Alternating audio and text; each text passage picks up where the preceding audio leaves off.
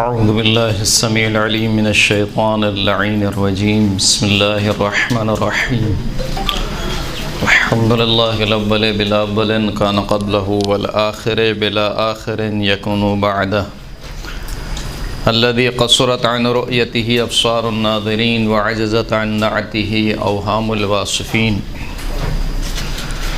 الصلاة والسلام على اشرف الانبیاء والمرسلین وخاتم النبیین سیدنا و نبینا و مولانا و مولا الثقلین جد الحسن والحسین ابی القاسم محمد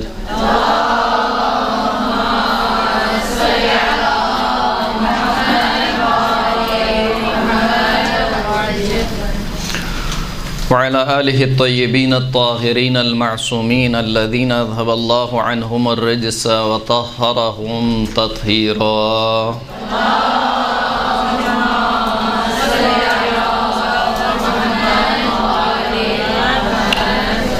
واللعنة الدائمة على أعدائهم أجمعين أما بعد فقد قال الله سبحانه وتعالى في كتابه المجيد بسم الله الرحمن الرحيم وَكَأَيٍّ مِّن دَابَّةٍ لَا تَحْمِلُ رِزْقَهَا وَاللَّهُ يَرْزُقُهَا وَإِيَّاكُمْ وَهُوَ السَّمِيعُ الْعَلِيمُ صلاۃ پڑھیں محمد و آل محمد۔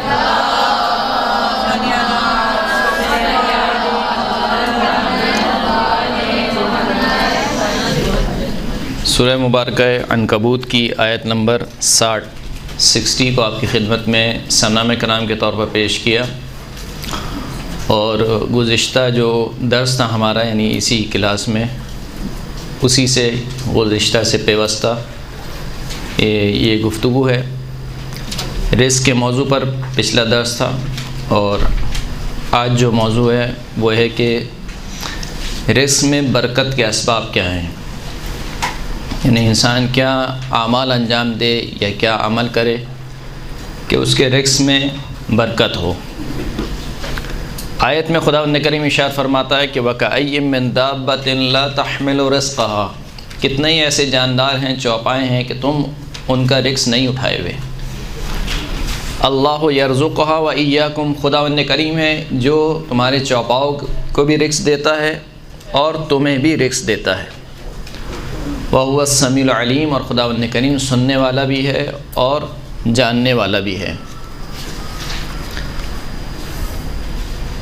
برکت کا جو مفہوم ہے ہمارے ذہنوں میں، اس سے کیا مراد لیا جاتا ہے؟ یعنی اگر آپ کے سامنے کوئی کہے کہ اللہ میرے رزق میں برکت عطا فرمائے، اس کا مطلب کیا ہے؟ برکت کا مفہوم کیا ہے؟ جی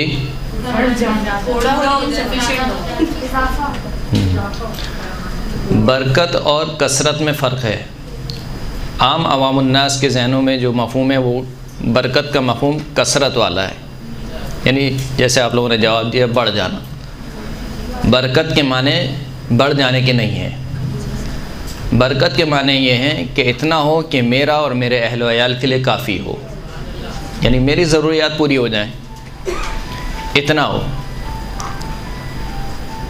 مثال کے طور پر تاریخی واقعات ہمیں ملتے ہیں۔ دعوت ذوالعشیرہ کا واقعہ ملتا ہے کہ جناب ابو طالب علیہ السلام نے مہمانوں کے لیے کھانا تیار کیا، لیکن وہ کھانا جو ہے وہ کم تھا، یعنی تعداد کے لحاظ سے کم تھا، لیکن اس کے باوجود ہر ایک نے پیٹ بھر کر کھایا۔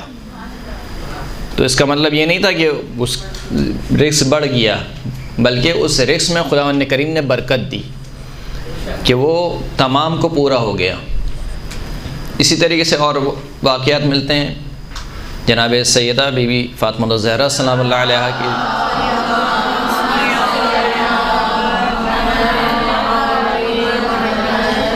بی بی کی زندگی کا بھی ایک واقعہ ملتا ہے، جسے زمخشری نے بھی اپنی کتاب میں نقل کیا ہے۔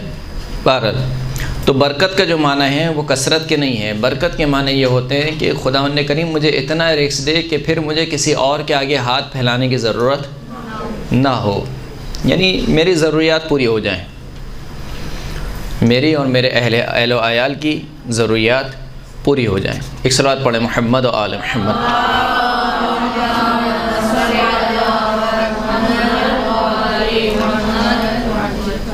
سعید بن علاقہ یہ راوی ہے جو روایت کرتا ہے مولا کائنات امیر المؤمنین علی ابن ابی طالب علیہ السلام سے۔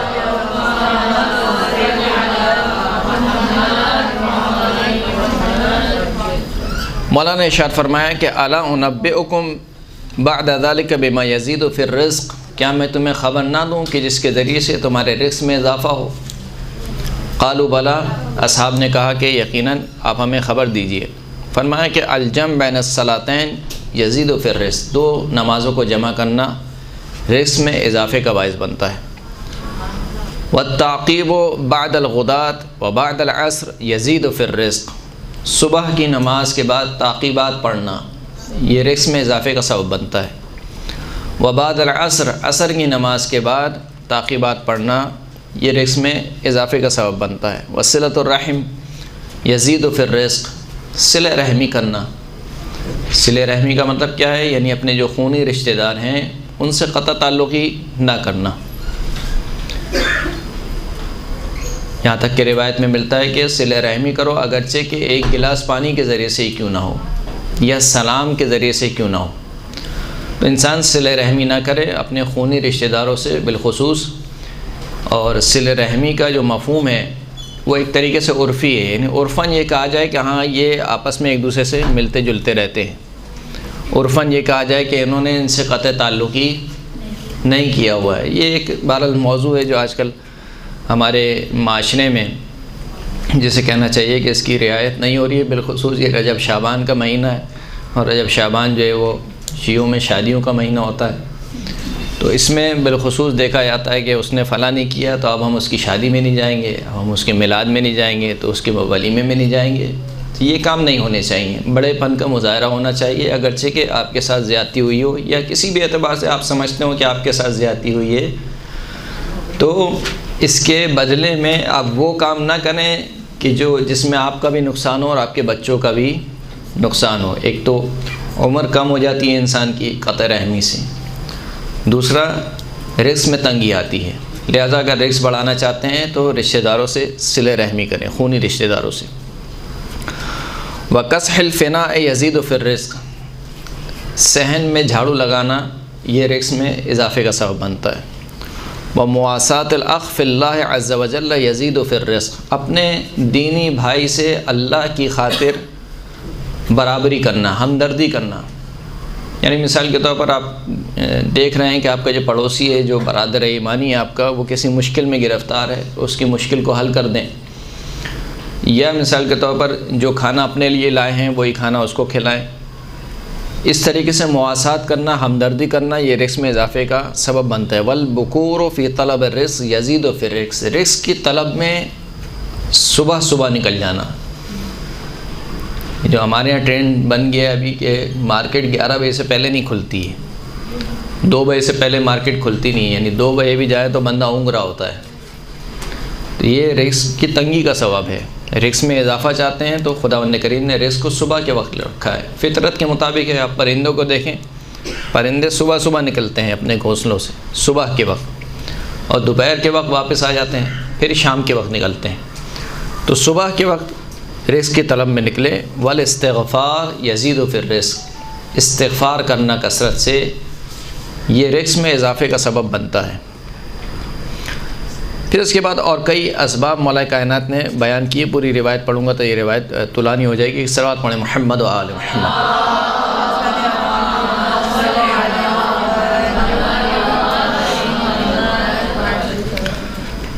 اسی طریقے سے اگر سجدے میں ایک دعا پڑھے جو پہلے پڑھی جاتی تھی، ہمارے یہاں آج کل شاید نہیں پڑھی جاتی ہے، اس کے علاوہ کوئی اور دعا پڑھی جاتی ہے آخری سجدے میں، جو دعا پڑھی جاتی ہے نماز کے آخری سجدے میں، یا خیر المسئولین یا خیر المعطین ارزقنی ورزق عیالی من فضلک الواسع فانک ذو الفضل العظیم، اے وہ ہستی جو سوال کرنے والوں میں سے سب سے بہترین ہستی ہے، یعنی جن سے سوال کیا جاتا ہے ان میں سے سب سے بہترین ہستی، یعنی جن سے مانگا جاتا ہے ان میں سب سے بہترین ہستی خداوند کریم ہے، کہ جو مانگنے والے کو ذلیل نہیں کرتا، جو مانگنے والے کو رسوا نہیں کرتا، جو مانگنے والے کی آبرو ریزی نہیں کرتا، اس کی آبرو کو رکھتے ہوئے اس کو اس کی اوقات سے زیادہ عطا کرتا ہے۔ وَيَا خَيْرَ الْمُعْطِينَ، اور عطا کرنے والوں میں سب سے بہترین ہستی خداوند کریم کی ہے۔ یعنی عطا کرنے والوں میں کون ہے جو خداوند کریم سے بہتر ہو، کہ جس کے خزانے میں کوئی کمی نہیں ہے۔ خداوند کریم فرماتا ہے کہ خدا کے پاس خزائن ہے، خزائن جمع ہے خزانے کی، یعنی ایک دو خزانے نہیں ہیں خدا کے پاس، خزائن ہیں، بہت سارے خزانے ہیں۔ اور کیسے خزانے ہیں؟ ما عندکم، جو کچھ تمہارے پاس ہے وہ ختم ہو جانے والا ہے، وما عند اللہ ہے، جو خداوند کریم کے پاس ہے وہ باقی رہنے والا ہے۔ قرآن مجید کی آیت ہے۔ ارزقنی ورزق عیال من فضل، خداوند کریم مجھے اپنے فضل سے، مجھے اور میرے اہل و عیال کو اپنے فضل سے عطا فرما۔ کون سا فضل؟ جو بہت واسع یعنی وسعت رکھتا ہے بہت۔ فضل واسع سے مراد کیا ہے؟ یعنی خداوند کریم دیتے وقت یہ نہیں سوچتا کہ یہ میرا ماننے والا ہے یا میرا ماننے والا نہیں ہے۔ یعنی وہ خداوند کریم جس نے فرعون کو بھی عطا کیا۔ کون فرعون؟ جو خدا کا رقیب ہے، یعنی خدا کی برابری کرنے چلا ہے، اس کے باوجود یہ نہیں کہا کہ کیونکہ یہ میری برابری کرنے چلا ہے میں اس کا ریکس بند کر دوں گا۔ فرعون، شداد، نمرود، ان سے بڑھ کر اور کون ہوں گے جو خدا کا کفر کرنے والے ہیں۔ تو وہ دیکھتے وقت یہ نہیں سوچتا کہ یہ میرا ماننے والا ہے یا میرا ماننے والا نہیں ہے۔ ابھی جو آپ دعائیں پڑھ رہی ہیں، دعائیں ماہ رجب، اس میں بھی کیا کہتی ہیں؟ یا من ارجوہ لکل خیر، اے وہ ہستی کہ جس سے ہر خیر کی امید رکھتی ہوں میں۔ وآمنوا سخطہ، کبھی کبھار ایسا ہوتا ہے انسان روز کی دعا بھی بھول جاتا ہے۔ ایک صلاۃ پڑھیں محمد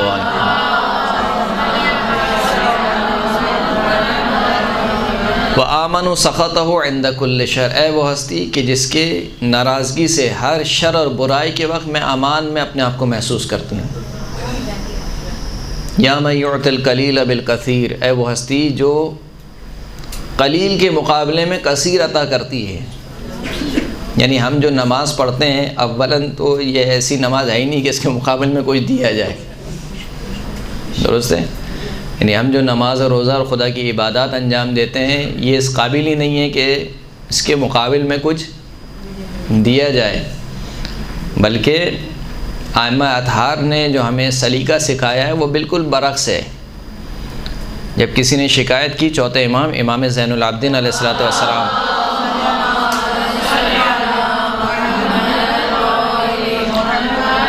امام کی شکایت کی جناب جابر سے، کہا کہ کیا تم امام کو نہیں دیکھتے ہو؟ تم امام کو منع کرو، ہر وقت سجدے میں رہتے ہیں، ہر وقت عبادت میں رہتے ہیں، کیوں اپنے آپ کو اتنا تھکا رہے ہیں؟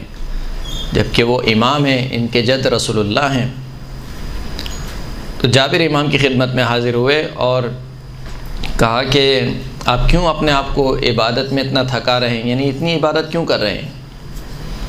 یعنی عبادت سے منع نہیں ہے، لیکن ہر وقت عبادت میں رہنا، ہر وقت سجدے میں رہنا، یہ کام کیوں کر رہے ہیں؟ تو امام نے فرمایا کہ کیا تم نے میرے جد کا حال نہیں سنا کہ خداوند کریم فرماتا ہے کہ اے حبیب، ہم نے آپ کے سارے اگلے پچھلے گناہ معاف کر دیے، اگرچہ کوئی گناہ نہیں تھے، اس کے باوجود قرآن کی آیت ہے، اس کے باوجود بھی رسول اللہ اتنی نمازیں پڑھا کرتے تھے کہ پیروں میں ورم آ گیا تھا، یہاں تک کہ خداوند کریم کو کہنا پڑا یا ایھا المزمل قم اللیل الا قلیلا، کہ اے چادر اوڑھنے والے رات کو نمازیں پڑھا کر، لیکن قلیلا، تھوڑی نمازیں پڑھا کر۔ یعنی کتنی عبادت کی ہوگی کہ خداوند کریم کو کہنا پڑا اپنے حبیب کو قم اللیل الا قلیلا، رات کو نمازیں پڑھو لیکن تھوڑی نمازیں پڑھو۔ تو جو میرے جد نے جواب دیا تھا وہی میرا جواب ہے، الا اکون عبدا شکورا، کیا میں خداوند کریم کا شکر گزار بندہ نہ بنوں؟ یعنی کیا مطلب؟ یعنی اہل بیت اطہار نے فلسفہ یہ دیا کہ لوگ عبادت اس وجہ سے کرتے ہیں کہ پروردگار سے کچھ لینا ہے، دنیا عبادت اس وجہ سے کرتی ہے کہ پروردگار سے کچھ ملے گا، آل رسول اس وجہ سے عبادت کرتے ہیں کہ بہت کچھ پروردگار سے لے لیا ہے، یعنی بہت کچھ مل چکا ہے ہمیں۔ آپ سوچیں کیا کیا خداوند کریم نے ہمیں نہیں دیا، یعنی خود ہمارا وجود، اور پھر جس طریقے سے خداوند کریم نے ہمیں پروان چڑھایا، والدین کی نعمت ہمیں عطا کی، بچپنے میں ہماری تربیت کی، یعنی اتنا کچھ ہم خدا سے لے چکے ہیں، اس کے بدلے میں اگر ایک مثال کے طور پر پوری زندگی اپنی عبادت میں گزار دیں تب بھی کم ہے۔ تو بہرحال فضل کل واسع، اس کا جو فضل ہے بہت وسیع ہے، یعنی خدا اپنے فضل سے عطا کر رہا ہے ہمیں۔ فَإِنَّكَ ذُو الْفَضْلِ الْعَظِيمِ، کہ بے تحقیق تو بہت ہی عظیم فضل اور بہت ہی وسعت رکھنے والے فضل کا مالک ہے۔ ایک صلاۃ پڑھیں محمد و آل محمد۔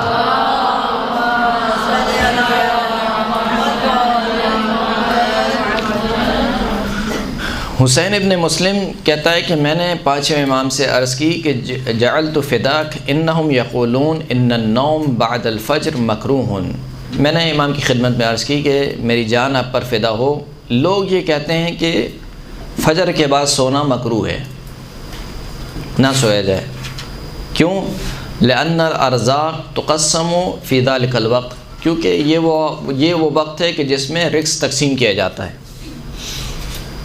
فجر کے بعد انسان نہ سوئے، طلوع فجر اور طلوع آفتاب کے درمیان انسان نہ سوئے، جاگتا رہے، اور جب جاگنا ہی ہے تو بہتر یہ ہے کہ خدا کی تسبیح میں مشغول ہو، کوئی بھی ذکر انسان کرے، تو یہ فقط جاگنا ہی انسان کے رزق میں برکت کا باعث بنتا ہے۔ تو کہا کہ لوگ یہ کہتے ہیں کہ فجر کے بعد سونا مکروہ ہے کیونکہ اس وقت میں رزق تقسیم ہوتا ہے۔ امام نے فرمایا کہ فقال الارزاق موظوفۃ مقسومہ، جہاں تک رزق کی بات ہے تو وہ تو تقسیم ہو چکا ہے۔ یعنی کیا مطلب امام کیا سمجھانا چاہ رہے ہیں؟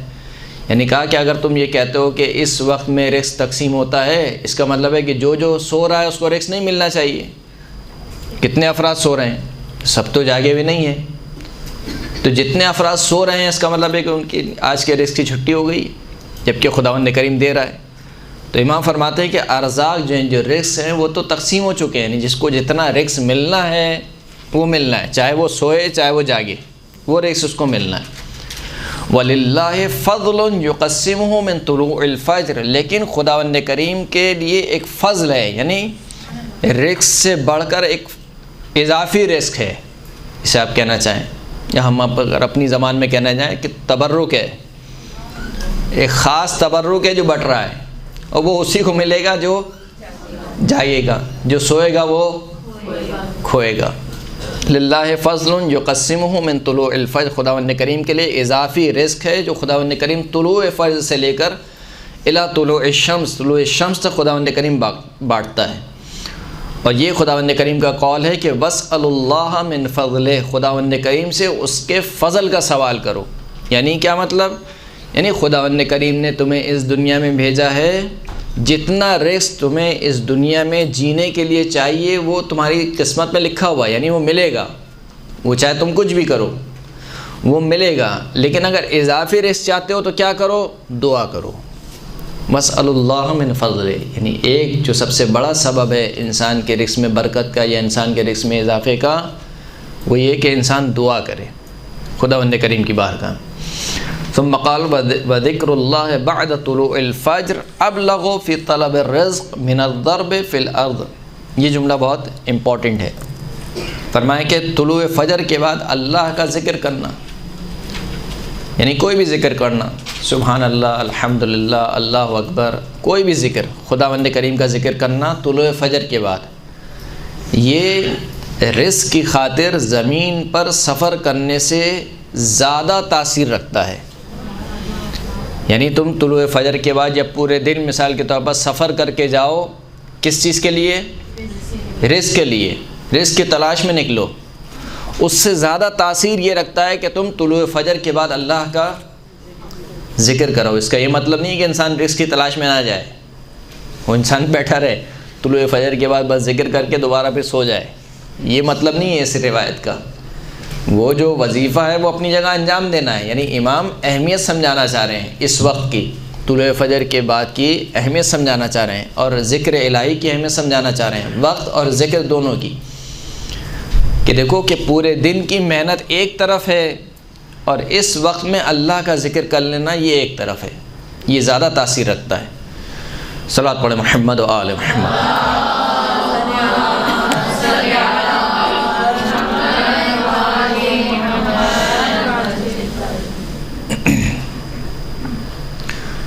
اگر ہم اس کو پوائنٹ وائز ذکر کریں کہ وہ کون سے اعمال ہیں کہ جن کی وجہ سے رزق میں اضافہ ہوتا ہے یا رزق میں برکت ہوتی ہے، تو پوائنٹ وائز اس طریقے سے ذکر ہوگا۔ پہلا پوائنٹ مثال کے طور پر استغفار ہے، انسان استغفار کرے۔ مولا کائنات فرماتے ہیں الاستغفار یزید فی الرزق، استغفار رزق میں اضافے کا سبب بنتا ہے۔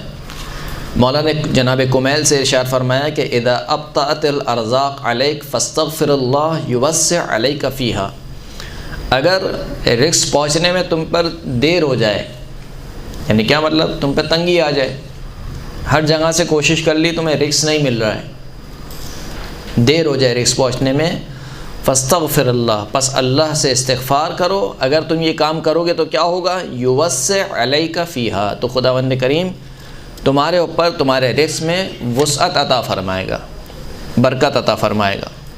اسی طریقے سے سفیان ثوری کو چھٹے امام نے وصیت کی، یعنی نصیحت کی، فرمایا کہ اذا استبطأت الرزق فاکثر من الاستغفار فإن اللہ عز وجل قال فی کتابہ استغفروا ربکم انہ کان غفارا یرسل السماء علیکم مدرارا ویمددکم باموال وبنین۔ چھٹے امام نے فرمایا کہ دیکھو جب رزق پہنچنے میں تم تک دیر ہو جائے تو کیا کرو، فاکثر من الاستغفار، کثرت سے استغفار کرو، کثرت سے استغفار کرو، کیونکہ خداوند کریم قرآن مجید میں ارشاد فرماتا ہے، جناب نوح علیہ السلام کا یہ قول ہے اپنی قوم کے لیے کہ استغفروا ربکم، اپنے رب سے استغفار طلب کرو، مغفرت طلب کرو، انہ کان غفارا، کیونکہ خداوند کریم بہت زیادہ بخشنے والا ہے، بہت زیادہ مغفرت عطا کرنے والا ہے۔ اگر تم نے یہ کام کیا تو بدلے میں خداوند کریم کیا کرے گا، یعنی ہم یہ سمجھتے ہیں کہ استغفار کب کی جاتی ہے، جب انسان کوئی گناہ کرے۔ استغفار صرف گناہ کے وقت نہیں ہوتا ہے، استغفار اور توبہ میں فرق ہے۔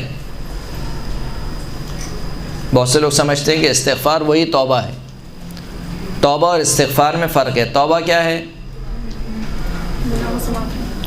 توبہ ایک فعل مکلف ہے، یعنی اگر خدا نخواستہ کسی سے کوئی گناہ سرزد ہو جائے تو وہ خدا کی بارگاہ میں رجوع کرے۔ رجوع کرنے سے مراد کیا ہے، نہیں پکا ارادہ کرے کہ آئندہ وہ گناہ انجام نہیں دے گا، توبہ کرے خداوند کریم سے، اس کا نام توبہ ہے۔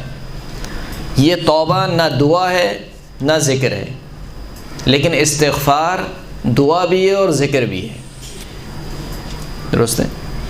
توبہ فقط اسی وقت کی جاتی ہے کہ جب کوئی گناہ سرزد ہو جائے، انسان جب کوئی گناہ سرزد کرے اس وقت انسان توبہ کرے، لیکن استغفار فقط گناہوں کی بخشش کے لیے نہیں ہے، بلکہ ویسے ہی ایک ذکر ہے، جس طریقے سے سبحان اللہ ذکر ہے، الحمدللہ ذکر ہے، تسبیحات اربع ذکر ہے، اسی طریقے سے استغفر اللہ ربی واتوب الیہ۔ رجب کا مہینہ ہے، رجب کے مہینے میں جو اعمال بیان کیے گئے ہیں وہ کیا ہیں، صبح کے وقت 70 مرتبہ استغفار اور شام کے وقت یعنی رات میں 70 مرتبہ استغفار ہے۔ 3 قسم کی استغفاریں مفاتیح الجنان میں نقل ہوئی ہیں۔ بالخصوص یہ جو مہینے ہیں رجب و شعبان کے مہینے، اس میں استغفار کی بڑی اہمیت بیان ہوئی ہے، اور ماہ مبارک رمضان تو خیر وہ ہے ہی۔ تو یہ 3 مہینے، کل بھی میں نے درس میں عرض کر رہا تھا کہ یہ جو 3 مہینے رجب، شعبان اور رمضان، یہ انسان کی زندگی کے بونس مہینے ہیں۔ بونس کا مطلب کیا ہوتا ہے، آپ کام کرتے ہیں مثال کے طور پر آفس میں، تو 1 مہینہ ہوتا ہے، پورا سال مکمل ہوتا ہے تو آفس بونس دیتی ہے۔ بونس کا مطلب کیا ہوتا ہے کہ یعنی آپ کی سیلری ڈبل کر کے دیتی ہے، درست ہے۔ وہ اللہ نے صرف 1 مہینہ نہیں رکھا، 3 مہینے رکھے ہیں، اور 3 مہینوں میں ماہ رمضان میں تو پتہ نہیں بونس ڈبل تبل ہو گیا ہے، یعنی نومکم فیہ عبادت، سونا بھی عبادت ہے تمہارے، وانفاسکم فیہ تسبیح، سانس لوگے وہ تسبیح ہے، صحیح ہے۔ وہ ماہ رمضان کو تو آپ چھوڑ ہی دیں، ماہ رمضان کے علاوہ یہ جو خود رجب اور شعبان ہیں، جو خود ایک طریقے سے اگر کہا جائے انسان کو آمادہ کرتے ہیں ماہ مبارک رمضان کے لیے، کہ دیکھو ایک بہت اہم مہینہ تمہاری زندگی میں داخل ہونے والا ہے، اس کے لیے اپنے آپ کو آمادہ کرو، روحانی طور پر اپنے آپ کو آمادہ کرو۔ نہیں معلوم کہ کس کی زندگی کا اختتام کس وقت ہو جائے۔ دعا ہماری یہی کہ خداوند کریم ہمیں توفیق عطا فرما کہ ہم ان مہینوں کو دیکھیں، ہماری زندگی میں ان مہینوں کو رکھ، اور ان مہینوں سے بہترین استفادہ کرنے کی توفیق عطا فرما۔ ورنہ تو نہیں معلوم آج ہم ہیں کل نہیں ہیں، نہ جانے ہماری زندگی میں ماہ شعبان لکھا ہے یا نہیں لکھا ہے، ماہ رمضان لکھا ہے یا نہیں لکھا ہے، کتنے ماہ رمضان، ماہ شعبان، ماہ رجب ہماری زندگی میں آ کر چلے گئے اور ہم غافل رہے، ہم نے استفادہ نہیں کیا۔ لیکن بہرحال تو استغفار فقط گناہ کے وقت نہیں ہوتا ہے، یعنی استغفار مستقل ایک ذکر ہے۔ مستقل کیا ہے؟ ایک ذکر ہے۔ حضرت نوح علیہ السلام نے اپنی قوم سے کہا کہ تم اپنے پروردگار سے استغفار مغفرت طلب کرو، کیونکہ خداوند کریم بہت زیادہ بخشنے والا ہے۔ اگر تم نے مغفرت طلب کری تو کیا ہوگا؟ یرسل السماء علیکم مدرارا، تو وہ خداوند کریم تم پر آسمان کو بھیجے گا مدرارا، یعنی جو قحط سالی سے تم گزر رہے ہو، جو قحط سے تم گزر رہے ہو، یعنی پانی سے بھرے ہوئے بادلوں کو تم تک بھیجے گا۔ یعنی یہ کنایا تھا، یعنی جب بھرے ہوئے بادل آئیں گے، بارش ہوگی تو کیا ہوگا؟ کھیتی ہوگے گی، فصل ہوگے گی، فصل میں اضافہ ہوگا، تمہارے رزق میں اضافہ ہوگا۔ یعنی استغفار کرو تاکہ تمہارے رزق میں اضافہ ہو، صرف رزق میں اضافے کے لیے نہیں۔ وَيُمْدِدْكُمْ بِأَمْوَالٍ وَبَنِينَ، رزق میں، مال میں اضافہ چاہتے ہو، استغفار کرو، خداوند کریم مدد فرمائے گا، تمہاری اضافہ فرمائے گا۔ کس میں اضافہ فرمائے گا؟ بِأَمْوَال، تمہارے اموال، مال مویشی میں اضافہ فرمائے گا۔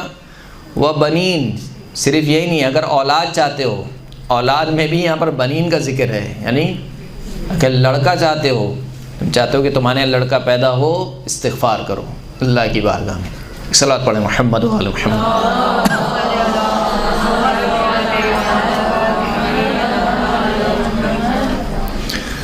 یہ ایک سبب۔ دوسرا سبب، قرآن مجید کی تلاوت کی جائے۔ قرآن مجید کی تلاوت، جس گھر میں قرآن مجید کی تلاوت ہوتی ہے وہ گھر اہل آسمان کے لیے ایسے ہی چمکتا اور دمکتا ہے کہ جس طریقے سے زمین والوں کے لیے آسمان میں ستارے چمکتے ہیں۔ لہذا یہ جو قرأت قرآن ہے، میں اکثر محافل میں کہا کرتا ہوں، بالخصوص جو ایصال ثواب کی مجالس ہوتی ہیں ان میں ضرور زور دیا کرتا ہوں۔ پہلے تو لکھا جاتا تھا کہ قرآن خوانی اور مجلس سوئم، اب وہ قرآن خوانی ڈیلیٹ ہو گیا ہے، اب صرف مجلس سوئم رہ گئی ہے۔ کیوں؟ کیونکہ پڑھنے والے ہی نہیں ہیں، اور جب لکھا بھی جاتا تھا اس کو بھی بیچارے کوئی ایک دو کوئی بزرگ افراد بیٹھ جاتے تھے، وہ بیچارے پڑھتے تھے۔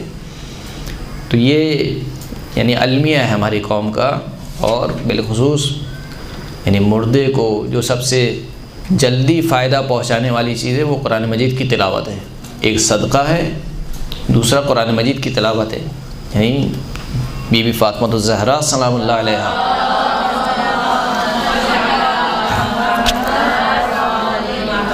یعنی وصیت کر کے جا رہی ہیں مولا کائنات کو۔ کون؟ یعنی بی بی فاطمہ وصیت کر کے جا رہی ہیں کہ یہ علی جب مجھے دفنا دینا تو میری قبر کے سرحانے قرآن مجید پڑھنا۔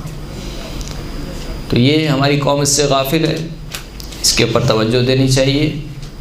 بالخصوص اپنے گھروں میں قرآن مجید کی تلاوت ہونی چاہیے، ہمارے بچوں میں شوق ڈالنا چاہیے قرآن مجید کی تلاوت کا، اچھے طریقے سے اچھے لحن میں تجوید کے ساتھ قرآن مجید کی تلاوت کا شوق پیدا کرنا چاہیے۔ اور بالخصوص یہ جو سویم کی جو مجالس ہوا کرتی تھیں یا چہلم کی جو مجالس ہوا کرتی تھیں، بہرحال اس بہانے سے انسان بہرحال کچھ نہ کچھ صحیح پڑھ ہی لیتا تھا، لیکن اب وہ بالکل ہی ختم ہو گیا، جو کہ درست نہیں ہے۔ تو قرآن مجید کی تلاوت انسان کرے جو انسان کے رزق میں اضافہ ہوگا۔ تیسرا ایک سبب بیان ہوا، شکر پروردگار۔ شکر پروردگار یعنی ہر حال میں انسان اللہ کا شکر ادا کرے۔ لَإِن شَكَرْتُمْ لَأَزِيدَنَّكُمْ، اگر تم نے شکر کیا تو میں کیا کروں گا؟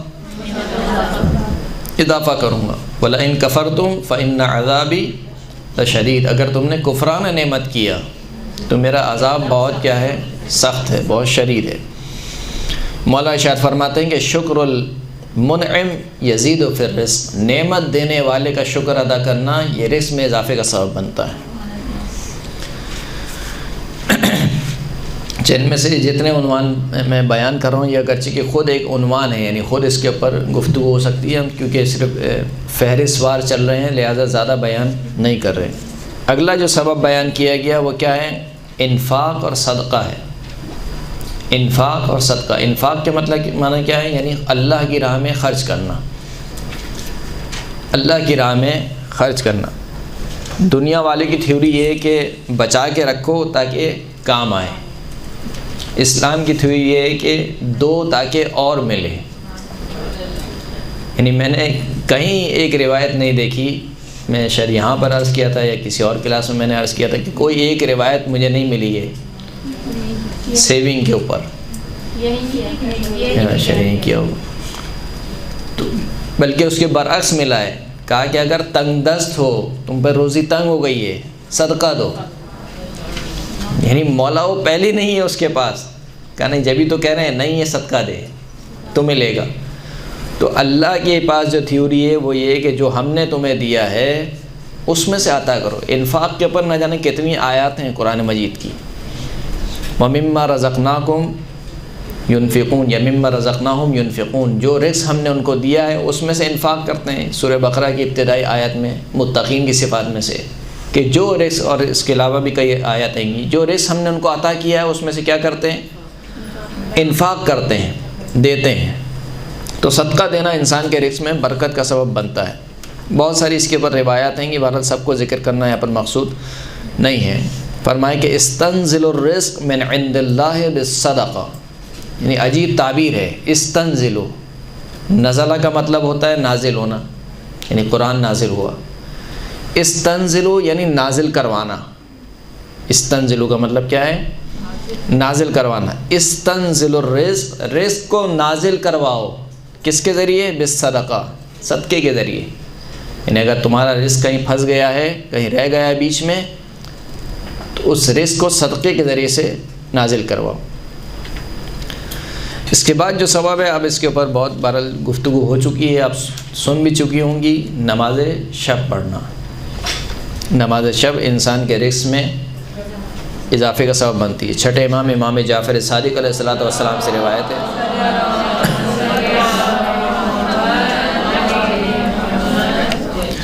فرماتے ہیں کہ صلاۃ اللیل تحسن الوجہ، اگر چہرے کی خوبصورتی چاہتے ہو نماز شب پڑھو۔ وتحسن الخلق، اخلاق بہتر کرنا چاہتے ہو نماز شب پڑھو۔ یعنی بعض لوگ ہوتے ہیں کہ آپ کو کہتے ہوئے بھی ملیں گے کہ یار ہم جتنا چاہتے ہیں مثال کے طور پر گالی نہیں دیں، لیکن گالی نکل جاتی ہے منہ سے، مثال کے طور پر، یا جتنا میں چاہوں اپنے بیوی بچوں پر غصہ نہیں کروں لیکن مجھے غصہ آ جاتا ہے۔ تو کہا کہ اگر اخلاق بہتر کرنا چاہتے ہو نماز شب پڑھو۔ وتطیب الریح، اور اگر اپنی خوشبو کو مرتب کرنا چاہتے ہو نماز شب پڑھو۔ وتدر الرزق، نماز شب کیا کرتی ہے؟ درہ کے معنی پتہ کیا ہوتے ہیں آپ کے؟ در اللبن، یعنی جب گائے کا دودھ دھویا جاتا ہے یا بکری کا دودھ دھویا جاتا ہے تو اس کو کہا جاتا ہے درہ، اور جب دودھ بہت زیادہ نکلے اس میں سے تو اس کو کہا جاتا ہے کہ در اللبن، یعنی اسے کہنا چاہیے کہ دودھ کی نہر پھوٹ پڑی ہے۔ فرمایا تدر الرزق، یعنی صلاۃ اللیل اس طریقے سے رزق کو بہاتی ہے جس طریقے سے گائے کا دودھ نکلتا ہے، تدر الرزق۔ وتقضی الدین، اور اگر قرضے کی ادائیگی چاہتے ہو تو نماز شب پڑھو۔ وتذہب بالہم، اگر کوئی پریشانی لاحق ہے، غمزدہ رہتے ہو کسی مسئلے میں، نماز شب پڑھو۔ وتجل البصر، بینائی کمزور ہو گئی ہے، نماز شب پڑھو۔ یعنی ان میں سے اگر ہر ایک کام کے لیے انسان اپنی پوری دنیا دے دے تب بھی کم ہے۔ یعنی اللہ آپ کی بینائی کو سلامت رکھے۔ آج ہم دیکھ رہے ہیں لہذا ہمیں قدر نہیں ہے۔ اگر اس سے پوچھیں کہ جس کے پاس بینائی نہیں ہے، اس سے اگر کہا جائے کہ اپنا سب کچھ دے دو اس کے بدلے میں تمہیں بینائی مل جائے گی، فوراً سے راضی ہو جائے گا کہ میں سب کچھ دینے کو تیار ہوں، بینائی مل جائے۔ تو ان میں سے ہر ایک وہ کام ہے کہ جس کے لیے ہم اپنی پوری دنیا دینے کو تیار ہیں، اور امام کہہ رہے ہیں کہ فقط ایک کام کر لو چھوٹا سا، وہ کیا ہے؟ نماز شب پڑھو۔ صلوات پڑھے محمد و آل محمد۔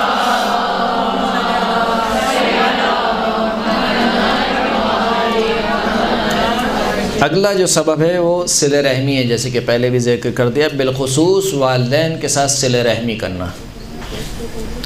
والدین کے ساتھ صلہ رحمی کا مطلب کیا ہے؟ والدین تو مثال کے طور پر رہتے ہی ساتھ ہیں، تو ساتھ رہنا فقط کافی نہیں ہے، ان کے ساتھ اچھا برتاؤ رکھنا اور ان کی ضروریات کو پورا کرنا. اگر وہ ضرورت مند ہیں تو ان کی ضروریات کو پورا کرنا. سرکار ختمی مرتبہ حضرت محمد مصطفیٰ صلی اللہ علیہ وآلہ وسلم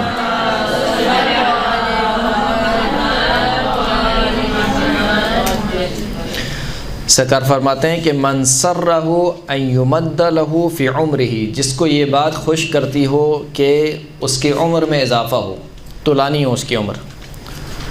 ویبسط فی رزقہ، اور اس کے رزق میں وسعت عطا کی جائے، اس کا رزق پھیلا دیا جائے. فلیصل ابویہ، پس اسے چاہیے کہ اپنے دونوں والدین کے ساتھ صلہ رحمی کرے، والدین کے ساتھ صلہ رحمی کرے. فَإِنَّ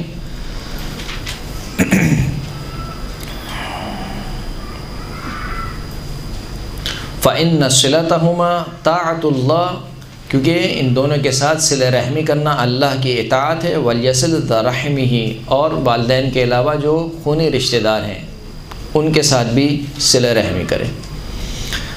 اس کے بعد جو اگلا سبب ہے وہ کیا ہے؟ منہ القول الحسن، اچھی گفتگو کرے. جس کے ساتھ بیٹھے بجائے غیبت کرنے کے کیا کرے؟ اچھی گفتگو کرے. یعنی جب بھی زبان اپنی کھولے، الفاظ اپنے باہر نکالے، اچھے الفاظ استعمال کرے، اچھے الفاظ استعمال کرے. مولانا شاہد فرماتے ہیں کہ القول الحسن یثر المال، اچھی گفتگو کیا کرتا ہے؟ مال میں اضافے کا سبب بنتا ہے. وَيُنْمِ الرِّزْقِ، اور رزق کو نشو و نما دیتا ہے، یعنی بڑھاتا ہے. وَيُنْسِي فِي الْأَجَلِ، اور جو آپ کی موت ہے، موت کا جو وقت ہے اس کو ٹالتا ہے، یعنی عمر کو طولانی کرتا ہے. وَيُحَبِّبْ إِلَى الْأَهْلِ، اور اہل و عیال کے نزدیک آپ کو محبوب بناتا ہے. یعنی بہت سے لوگ یہاں شکایت کرتے ہیں کہ ہماری تو گھر میں بھی کوئی عزت نہیں کرتا. مثال کے طور پر یہ کہتے ہیں کہ ہماری زوجہ ہی ہماری عزت نہیں کرتی تو دوسرے کیا کریں گے، یا بیٹا مثال کے طور پر عزت نہیں کرتا. تو اس کی ایک وجہ یہ ہے کہ آپ نے کتنی عزت دی ہے. اب جتنی عزت دیں گے اتنی عزت لیں گے. تو اچھی گفتگو کرنا آپ کو اہل و عیال کے نزدیک کیا بنائے گا؟ محبوب بنائے گا. وَيُدْخِلُ الْجَنَّةَ، اچھی گفتگو آپ کو جنت میں داخل کر دے گی. اگلا سبب حسن النیہ، اچھی نیت رکھنا. یعنی کیا مطلب؟ یعنی کسی کے متعلق بھی بدگمانی نہ رکھے، کسی کے متعلق بھی. اور کسی میں سب آ جاتے ہیں. سب سے مراد کون؟ یعنی خداوند کریم بھی آ جاتا ہے. خداوند کریم کے متعلق بھی بدگمانی نہ رکھے. اگر رزق میں دیر ہو گئی تو یہ نہ کرے خداوند کریم سب کو دے رہا ہے، مجھے نہیں دے رہا ہے. اتنوں کو دیا ہے، مجھے دے دیتا تو کیا ہوتا. وہ فلاں مثلا فراڈیا جو ہے وہ فلیٹ لے کر بیٹھا ہوا ہے، ہم ابھی وہی کرائے کے مکان میں رہ رہے ہیں. وہ فلاں جو ہے اس کے مثال کے طور پر یہ گاڑی ہے، ہمارے پاس اسکوٹر بھی نہیں ہے یا سائیکل بھی نہیں ہے. تو بدگمانی نہ رکھے، بالخصوص خداوند کریم کے متعلق بدگمانی نہ رکھے. خداوند کریم کے متعلق ہمیشہ یہ گمان رکھے کہ خدا میرے ساتھ جو کرتا ہے وہ میری بہتری کے لیے کرتا ہے، اس لیے کہ میں نہیں جانتا کہ میری بہتری کس میں ہے. خداوند کریم ہے جو جانتا ہے کہ میری بہتری کس میں ہے. اگر اس نے مجھے رزق نہیں دیا، مجھے فقیر رکھا ہے، تو میری بہتری اسی میں ہے کہ میں فقیر رہوں. اور اگر رزق دے دیا ہے تو میری بہتری اس میں ہے کہ میرے خداوند کریم نے مجھے رزق دیا ہے.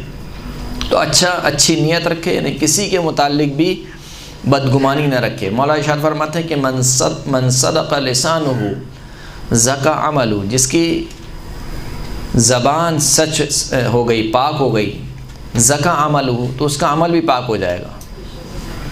یعنی زبان سے جس نے جھوٹ بولنا چھوڑ دیا، زبان سے جس نے دوسروں کے کردار پر نشتر لگانا چھوڑ دیے، زبان سے جس نے تانا دینا چھوڑ دیا، بالخصوص یہ عورتوں کے لیے کہ زبان سے جو تیر چلاتی ہیں وہ نہ چلائیں، زبان جس سے جو تلواریں چلتی ہیں وہ نہ چلائیں، زبان سے جو طنز و تانے دیے جاتے ہیں مختلف. اب گھر میں بہرحال میں کیا بیان کروں، تو کیونکہ سب ساتھ رہتے ہیں. جو پاکستان کا معاشرہ ہے، جوائنٹ فیملی ہوتی ہے، اس میں سب ساتھ رہتے ہیں، ساس بہو نند وغیرہ سب ساتھ رہتے ہیں. تو یہ سب کے لیے ہے، یعنی کسی ایک کی میں بات نہیں کر رہا ہوں، چاہے وہ ساس ہو، چاہے وہ بہو ہو، چاہے وہ نند ہو، چاہے وہ بہن ہو، کوئی بھی ہو.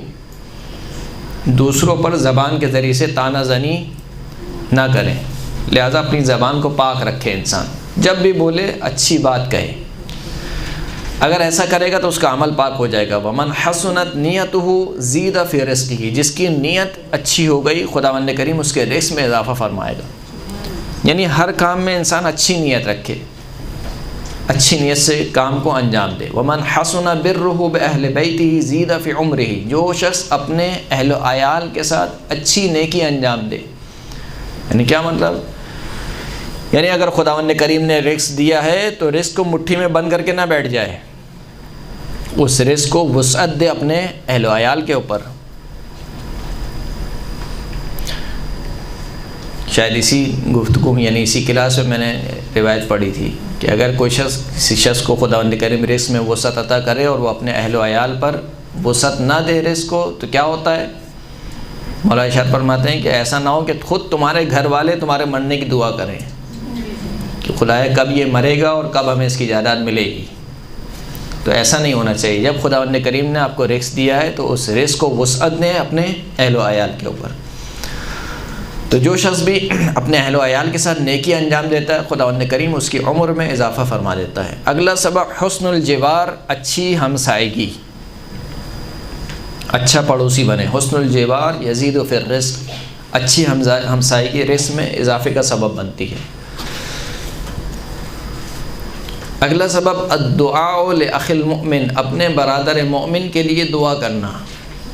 ان الدعاء الاخ المؤمن لأخیہ بظہر الغیب مستجاب ویضر الرزق ویدفع المکروہ، برادر مومن کا اپنے مومن بھائی کے لیے دعا کرنا بظہر الغیب، یعنی اس کے پیٹھ پیچھے ہم برائیاں تو بہت کرتے ہیں، مولا فرماتے ہیں برائیاں نہیں کرو، کیا کرو؟ دعا کرو۔ اگر اس میں خدا نخواستہ کوئی برائی بھی ہے تو دعا یہ کرو خدایا اس سے اس برائی سے نجات عطا فرما اس کو۔ اپنے مومن بھائی کے لیے اس کے پیٹھ پیچھے دعا کرنا، یہ دعا مستجاب ہے، یعنی 100% گارنٹی دے دی گئی ہے۔ اگر آپ دعا کریں گے اپنے مومن بھائی کے لیے تو وہ دعا قبول ہوگی۔ دوسرا کیا ہوگا؟ رزق میں اضافے کا سبب بنے گا اور پریشانیوں کو، ناگوار حادثات کو آپ سے دور کرے گا۔ اس کے بعد اگلا جو سبب ہے، یہ اسباب بہت زیادہ ہے، میں ایک اور ٹاپک بھی مجھے پڑھنا ہے، میں بس جلدی یہ اسباب آپ کی خدمت میں عرض کرتا ہوں۔ صلوات پڑھیں محمد و آل محمد۔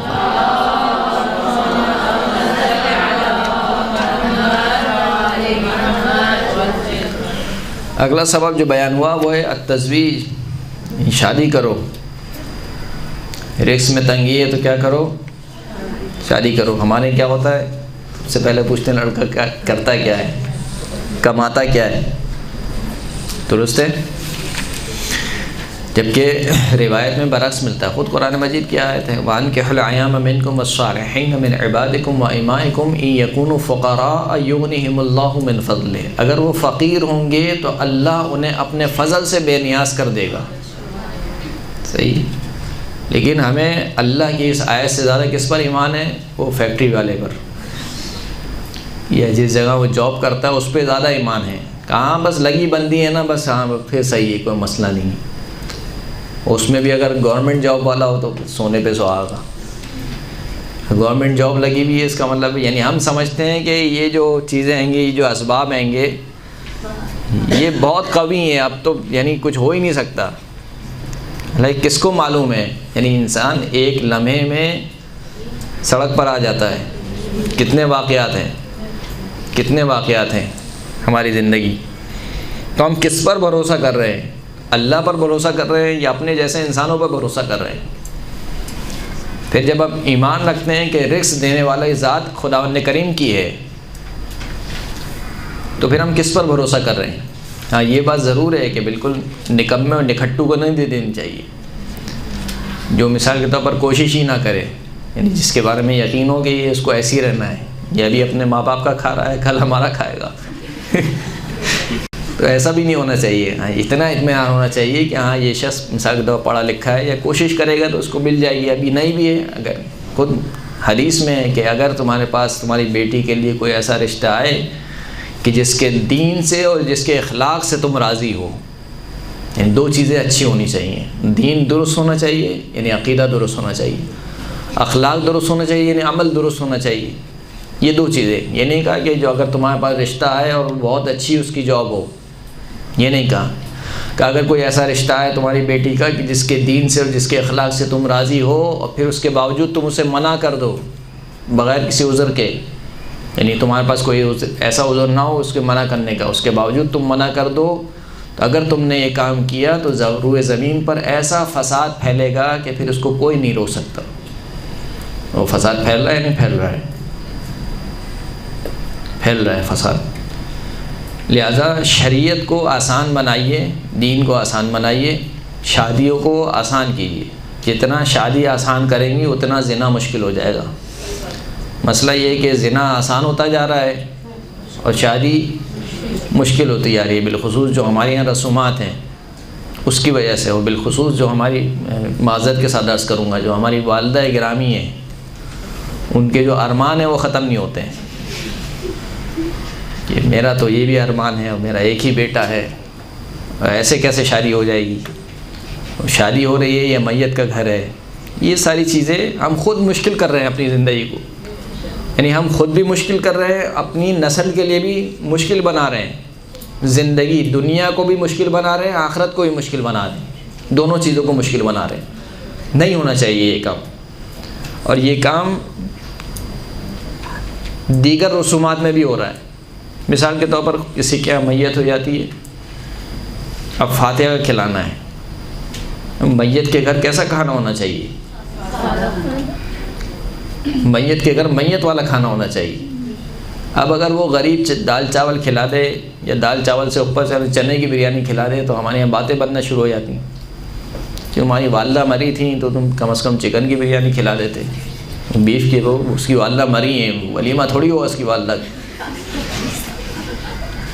تو یہ دین کو مشکل بنا رہے ہیں. اولاً تو یہ کہیں یعنی واجبات میں سے نہیں ہے. چلیں اگر کھلایا جاتا ہے تو ایک استحباب کے لیے کھلایا جاتا ہے کہ چلیں مومنین کھا لیں گے تو مرحوم کو کیا ثواب پہنچے گا، ایصال ثواب کے لیے. اور ایصال عذاب ہو رہا ہے، یعنی نہ وہ اللہ کے لیے کر رہا ہے نہ وہ مرحوم کے لیے کر رہا ہے، وہ بیچارے آپ لوگوں کے لیے کر رہا ہے کہ ان لوگوں کی زبانیں کسی طریقے سے بند ہوں. تو ہم مشکل کر رہے ہیں. آج ہم اگر کسی کے لیے کہہ رہے ہیں کل دوسرا ہمارے لیے کہے گا. آج نہیں معلوم کہ آج آپ کا وقت اچھا ہے، کل آپ کا وقت کیسا ہوگا. خدا نہ کرے آپ کچھ بھی نہ کھلا سکے، پھر کیا ہوگا؟ پھر تو لوگ کہیں گے کہ یہ تو مثال کے طور پر اتنا غریب ہو گیا کہ والدہ پہ مثال کھانا نہیں کھلا سکتا ہے. تو دین کو مشکل نہ کریں ہر مرحلے پر. قربانی کے مرحلے پہ آپ دیکھ لیجئے، مثالیں میرے ذہن میں آتی جا رہی ہیں. قربانی کرنی ہے مستحب عمل ہے، استحباب تاکیدی ہے. لیکن نہیں، ہم تو ہر سال گائے کرتے ہیں، اس سال بکرا کیسے کر لیں؟ یہ فلاں کیا کہے گا. یہ جو ہم سوسائٹی پریشر بنا رہے ہیں، یہ جو غبارہ ہم بنا رہے ہیں، جب یہ پھٹے گا نا تو اس کا نقصان بہت زیادہ ہوگا. ہمیں ابھی اس کا اندازہ نہیں ہے. تو بہرحال چیزوں کو آسان بنائیے، اسلام کو آسان بنائیے. رسول خدا صلی اللہ علیہ وآلہ وسلم فرماتے ہیں